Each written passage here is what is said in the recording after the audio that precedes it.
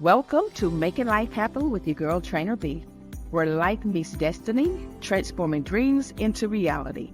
A place to discuss life and living it as it relates to our overall physical, mental, and spiritual well-being. Let's get into it. Thank you for tuning in to yet another episode of Making Life Happen with your girl, Trainer B. I'm your host, Veronica Burnett Hunter, Master Trainer and Motivation Extraordinaire. If this is your first time joining, I would like to welcome you. I hope that you will find this experience extremely educational and beneficial to your overall growing forward. If you are a returning listener, thank you so very much for being a faithful participant.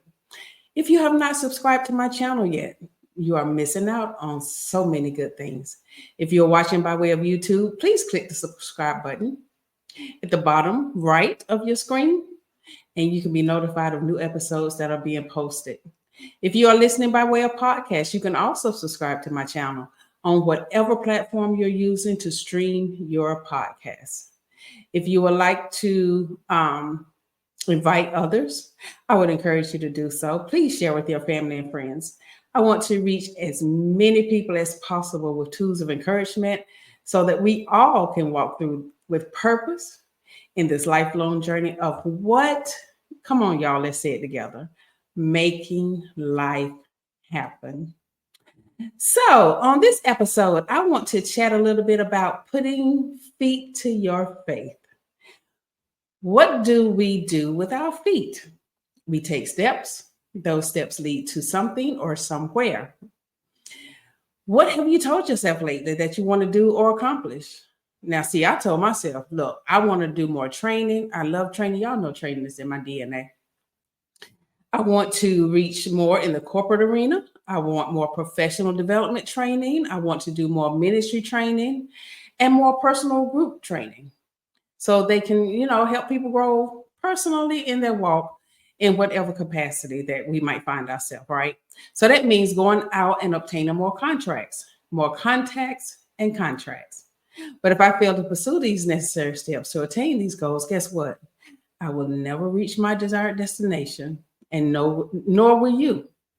So the first step is seeing yourself already there, right? Journey with me and allow me to take you back a bit. So I always told you that I'm going to tell you about myself.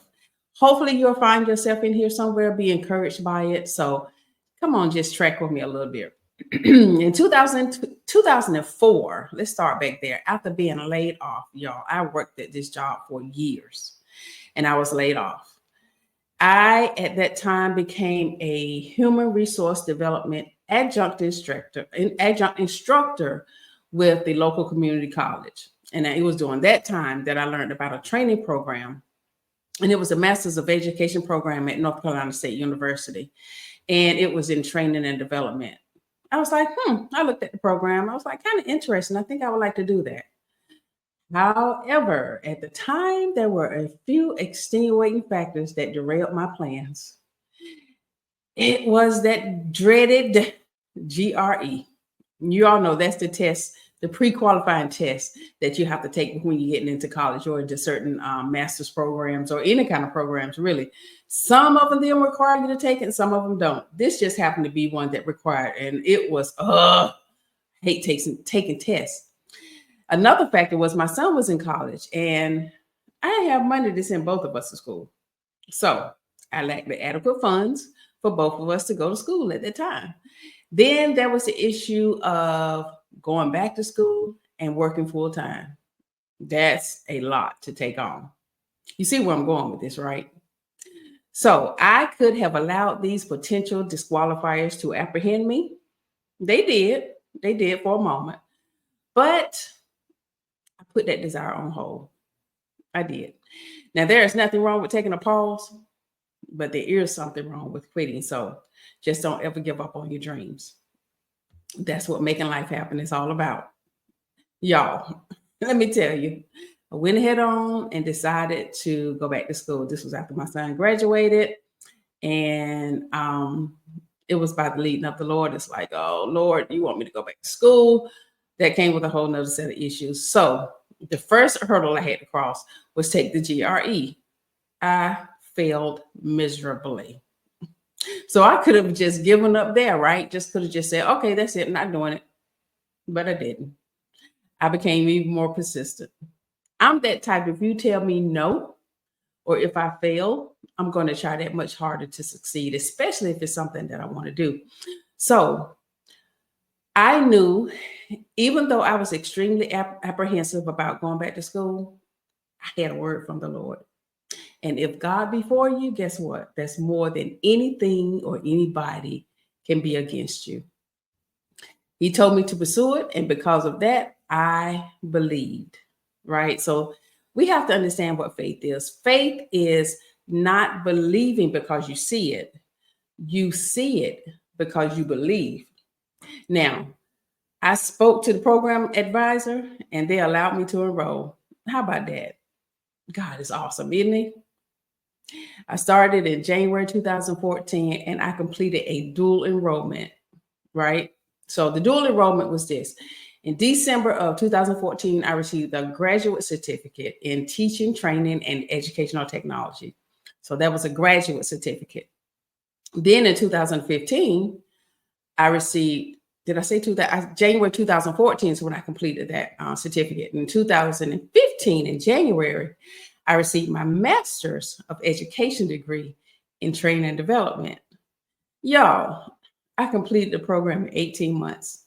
I'm telling you this to hopefully encourage someone that is watching, because it can be a little bit overwhelming, but it's doable. Now, here's the testimony.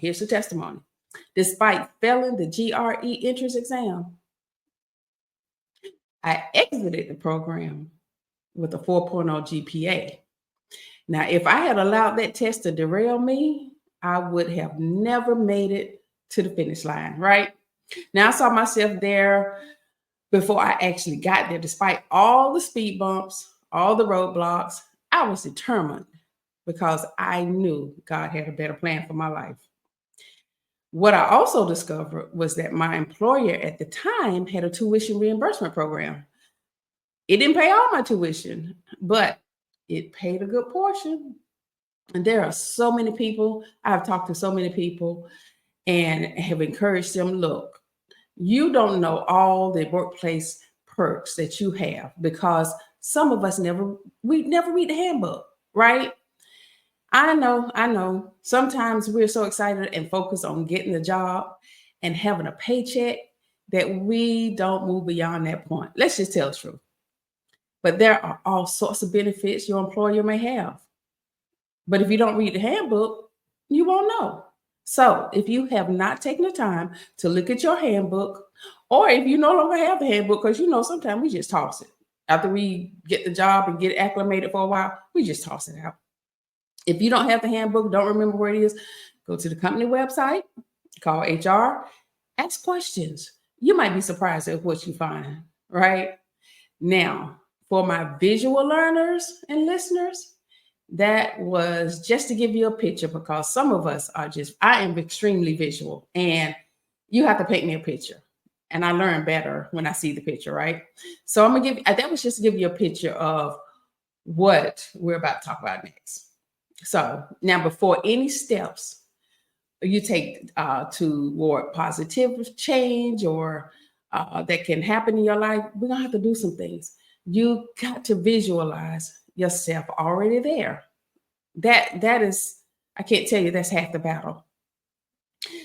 This is going to require mindset shift. You've heard me talk about this. If you've been listening to my other video blogs and podcasts, you've heard me talk about that quite a bit. Whatever your goals are, don't wait until you arrive. You have got to see yourself already having accomplished them. If the job or getting a new job is your desire, decide where you want to go and imagine yourself there. Okay? Tomorrow, this is what you do. This is your challenge. When you walk into your office or the place where you work, I want you to look around and tell yourself, this place is just way too small for me. I have outgrown it and I no longer fit. Every day, keep telling yourself that. The next step, update your resume. Put in some applications. If you need help with your resume, there are free classes and resume writing labs at just about every community college there is.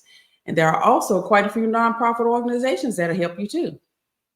Now, even if you think you don't qualify, apply anyway. You know, we always downplay ourselves way too much. Apply anyway. What is it going to hurt? They can say no, or they might even say yes. Continue applying. Go on those interviews. Keep looking until you receive the job offer. But don't stop there. Don't ever stop there. When you get a new job, go looking, leave looking. Okay? Because we're on a journey. We're trying to get somewhere. So don't stop and get comfortable. The process is tedious because looking for a job, yeah, it's a job. But be persistent. You're going to want to give up and settle back into that comfortable place of, well, at least I got a paycheck. Don't do it. Don't do it. Don't allow yourself to get comfortable or remain comfortable in a dysfunctional place. Okay? Keep encouraging yourself. This place is too small. I'm bigger than this. I'm better than this. It's not an arrogant thing. It's a confidence thing. Look, let me tell you what I did. You see that wall of awards, certifications, degrees behind me? Y'all see that wall back there? I used to have those hanging on my wall at work. That became my vision board. Whenever I would get discouraged and it was going wrong, when the job got on my nerves, and it did a lot. I would look at my wall and I would tell myself, girl, you're bigger than this. You've outgrown this place and it's time for you to upgrade. As a matter of fact, there were others who saw my wall, who would come in my office and see my wall, and they would stand there and they would look. And then they would ask me, why are you here? You know what my response would be? Exactly. My coworkers could even see that I had outgrown the place. I knew there was something better waiting for me. I knew it all down in my sha-na-na. Again, it is not being arrogant. You are building confidence. That's just one example, though. It may not be a job. It may be something else. You might want to start a business, go back to school, buy a new home. You may want to travel. Whatever the dream is, it's up to you to do what? Let's say it again. Make life happen. Another key, don't wait on someone else to encourage you. You're going to have to encourage yourself. You're going to have to be your greatest cheerleader. So get your pom-poms out and cheer yourself on to the next place. Walk in confidence and keep telling yourself you can do it. If you have not done a vision board, create a vision board. Create it, put it up where you can see it every single day. Then the next step is uprooting those lies that you've allowed yourself to believe that's not true. You know those lies that says you can't, you won't, or you never will. Those lies that says you'll always be whatever, you're not smart enough or good enough. You know those lies that said your family has never and you're no better. Listen, sometimes we get stuck in generational cycles and generational mindsets that keep us from becoming that person we know we can be. So what if your family never did the things you're aspiring to do? You be the first. That's breaking those generational cycles and mindsets. Once you see it, the next step is to put some feet to your faith. You want to own a home? Hang out with some homeowners. Find out the process so you'll know where to begin. You want to start a business? Hang out with some successful business owners. You want to be a millionaire? I know I do. Start hanging out with people who are willing to teach you how to invest and grow your money. You want to work out and be healthier? Start hanging out with people who are good with nutrition and exercise so you can learn how to have a healthy habit or healthy habits and get in shape, right? You get the gist of what I'm saying. But this is how we break the cycles we sometimes get locked into. We know we do. We get comfortable. We're locked into it. Well, nobody in my family has ever done it, or none of my friends are doing it. Okay, but that's not you. So we need to change our mindsets, right? That requires changing our social circle. That's also another step. Start hanging out with people who are where you want to be, not the ones who are talking about change or trying to get where they want to be, but never doing anything about it. You want to be in association and mentored by those who have already made the change and are reaching their destination. Okay? You've heard it said, birds of a feather flock together. That is so true. It's time to leave the pigeons alone and fly with the eagles. Yes.